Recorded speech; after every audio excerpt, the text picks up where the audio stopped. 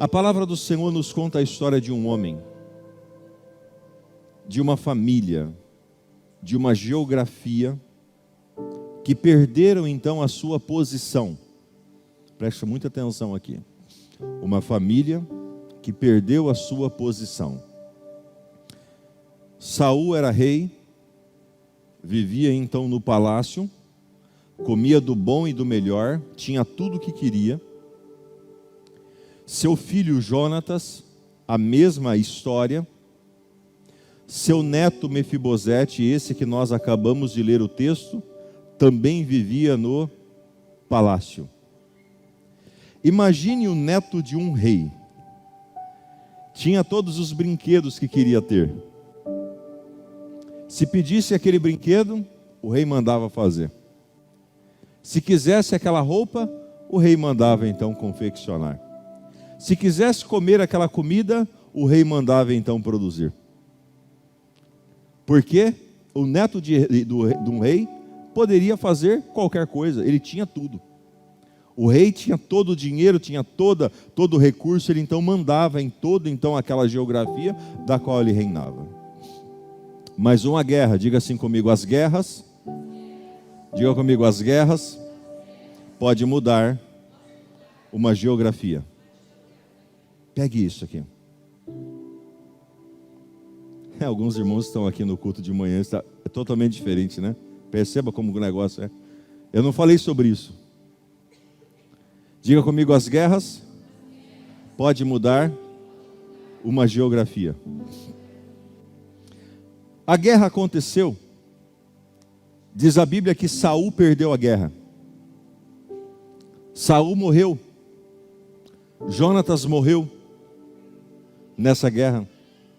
E quando então eles morreram, as pessoas chegaram correndo então na cidade e falaram assim: olha, eles estão vindo tomar tudo, pega Mefibosete e saia com ele daqui. Pegaram então Mefibosete, o neto de Saul, colocaram em cima de um cavalo, de um animal, e o animal, conforme saiu, ele caiu, quebrou os pés, as pernas, e ficou então aleijado. A guerra mexeu com a geografia daquela família toda.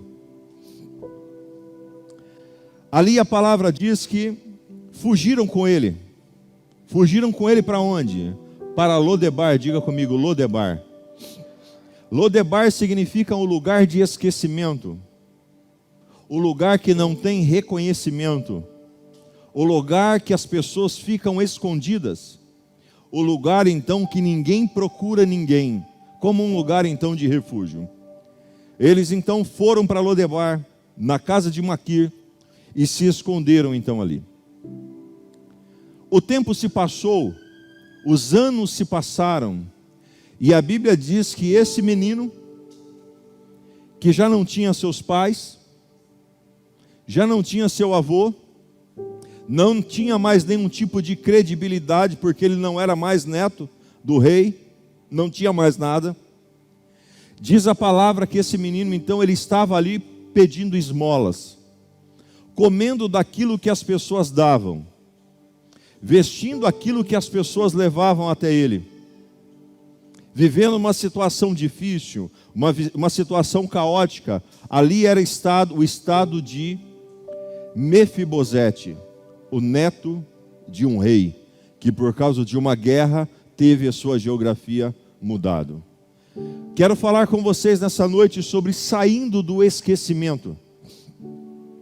As pessoas se esqueceram dele.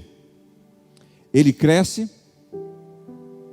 ele então se casa, ele tem um filho, mas ele continua com essa mesma vida de escravidão.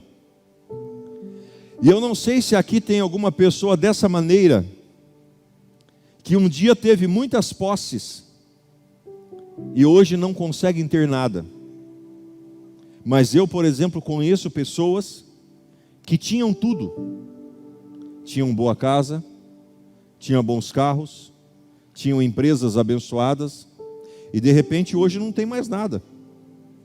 Hoje estão vivendo muitas vezes de favor em alguns lugares. A vida ela muda.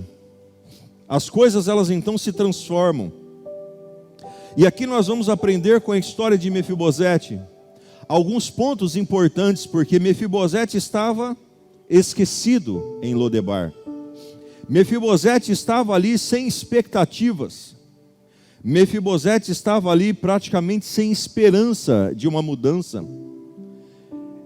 Só que Deus, você se lembra que lá atrás, no começo dessa reunião, eu falei para vocês que Deus não se esquece dos seus filhos.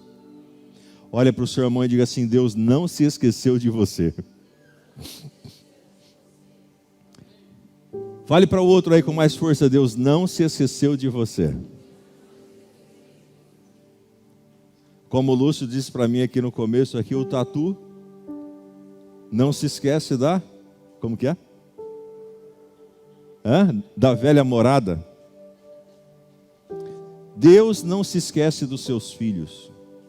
Talvez você está se esquecendo de algumas coisas que Deus fez, mas Deus não se esqueceu de você.